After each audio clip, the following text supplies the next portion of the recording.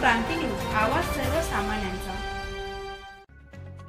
कळवण सुरगाणा मतदारसंघात विधानसभा निवडणुकीचे बिगुल वाजल्यानं प्रचाराला जोर आलाय।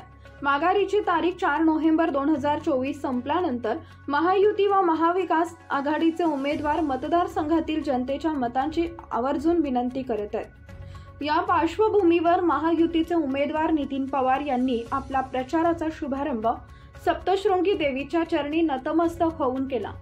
दिनांक 7 नोव्हेंबर 2024 रोजी कणाशी येथील आठवडे बाजाराचं औचित्य साधून नितीन पवार यांच्या प्रचारार्थ एक मोठी पायी रॅली काढण्यात आली। माजी जिल्हा परिषद अध्यक्षा जयश्री पवार यांच्या नेतृत्वाखाली राष्ट्रवादी काँग्रेसचे ज्येष्ठ पदाधिकारी, कार्यकर्ते व समर्थक मोठ्या संख्येने या रॅलीत सहभागी झाले होते। कणाशी बाजारात मतदारांशी संवाद साधत या रॅलीतून मतदारांना महायुतीचे उमेदवार नितीन पवार यांच्यासाठी मतदान करण्याचं आवाहन करण्यात आले। रॅली दरम्यान जयश्री पवार यांनी खेडोपाड्यातील मतदारांना महायुती सरकारच्या गेल्या 5 वर्षात झालेल्या विविध विकास कामांची माहिती दिली। त्यांनी सांगितले की महायुतीच्या नेतृत्वाखाली पायाभूत सुविधांपासून ते शैक्षणिक आणि आरोग्य क्षेत्रातील प्रगतीपर्यंत अनेक विकास कामं करण्यात आली आहेत। त्यात रस्ते बांधणी, ग्रामीण भागात पाणी पुरवठा योजना आणि विविध कृषी प्रकल्पांचा समावेश आहे। त्यांनी मतदारांना आवाहन केले की विकासाच्या या वाटचालीला साथ देण्यासाठी नितीन पवार यांना प्रचंड बहुमतांनी विजयी करून विधानसभेत पाठवा। रॅलीनंतर आयोजित केलेल्या छोटेखानी सभेत जयश्री पवार आणि इतर नेत्यांनी नितीन पवार यांना मत देण्याची विनंती केली।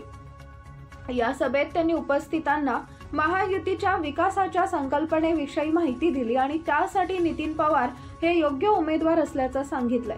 कार्यकर्त्यांनीही गावागावातील मतदारांशी संवाद साधत त्यांना विश्वासात घेण्याचा प्रयत्न केला।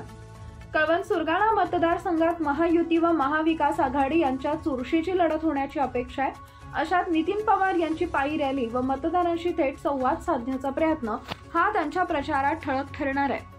महाराष्ट्र क्रांती न्यूज साठी सुरेश जगताप, पुणे खोरे, कळवण। आपण पूर्ण केलं म्हणजे नंदाशी पासून लाईट यायची ती बारायला, तर साधं बॅटरी चार्ज व्हायची नाही तिथे, मोबाईलची बॅटरी। तेव्हा त्या लोकांची मागणी होती, भाऊनी ते बाराचं सबस्टेशन केलं। आज त्या लोकांना वीज पोहोचली, आज बंधारे बांधले, आज शेतीला आज आपल्याकडे 2-3 पिकअप भरून काहीतरी शेतमाल निघतो, पण तिथे सुद्धा एक पोतं दादा गोंडुल्याकडे शेती भेंडीचं आणि वांग्याचं पीक घेतात, तिथे निघायचं।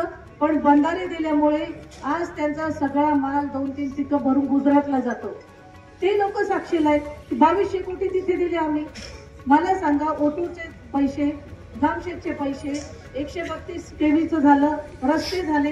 आज तुम्ही बघा, आबोड्यापासूनचा जो आपला रस्ता आहे, ज्या ठिकाणी रस्ते बरेच खराब व्हायचे पावसाळ्यामध्ये, तिथे पाहुणी तो एक अभ्यास केला की ज्या ठिकाणी बरंच पाणी येतं, आता आपले मार्केट आहे कणाशीचं मार्केट, तिथला बराच रस्ता खराब व्हायचा आणि नेहमी पाऊस पडला की वाहून जातो। आता तुम्ही बघा, मुंबई हायवे पण खूप खराब होतो, म्हणजे ते डांबराचं आणि पाण्याचं काही समीकरण बसत नाही, त्याच्यावरती कायम डागडुजी होत असते।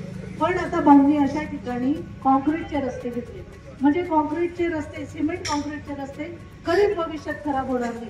जेव्हा होतील तेव्हा परत त्या ठिकाणी कॉन्क्रीट टाकलं जाईल। म्हणजे या पद्धतीने पुढचं भविष्याचं भाऊंनी तालुक्याचं कुठेतरी विकास कामांचं एक विजन ठेवलेलं आहे। हे सगळं करत असताना आज भाऊंवरती सरसकट टीका करतात। मला एवढंच म्हणायचंय की विकास कामं आज कळवण तालुका जो आहे तो आज दादासाहेबांना 40 वर्ष दादांच्या पाठीशी राहिलेला आहे आणि त्याच्यामुळे आज आपल्या तालुक्याचा विकास झाला, मोठी धरणं झाली, पाणी खेळतं राहिलं, दळणवळण चांगलं झालं, बाऱ्या फुटले।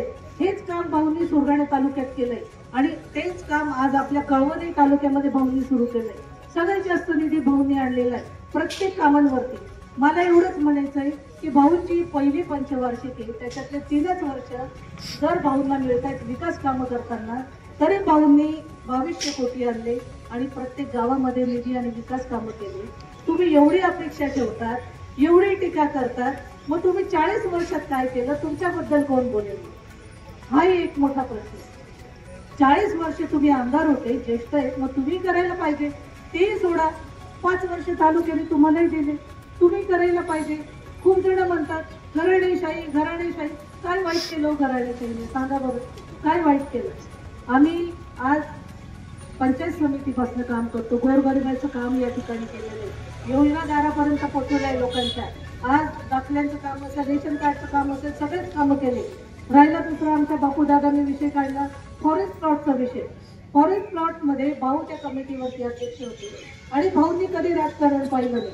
आज प्रत्येकाच्या तालुक्यामध्ये 26-27 हजार म्हणजे महिलांना लाडक्या बहिणीचे पैसे मिळाले.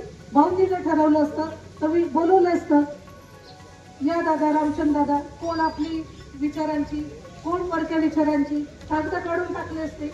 कशाला कुणशी राजकारण करायचं. प्रत्येकाच्या पदरात जर काहीतरी पडतं, आम्ही आमदार म्हणून या ठिकाणी काम केलेलं आहे आणि आमचं कर्तव्य आहे, कोणी आम्हाला आमच्या सोबत राहिलं नसेल तरी त्या व्यक्तीचं काम केले. मला एवढंच सांगायचं की येणाऱ्या 20 तारखेला आपल्याला सगळ्यांना मतदान करायचंय आणि डोळ्यात तेल घालून तुम्ही या ठिकाणी प्रत्येकाने आपापलं गाव सांभाळायला पाहिजे.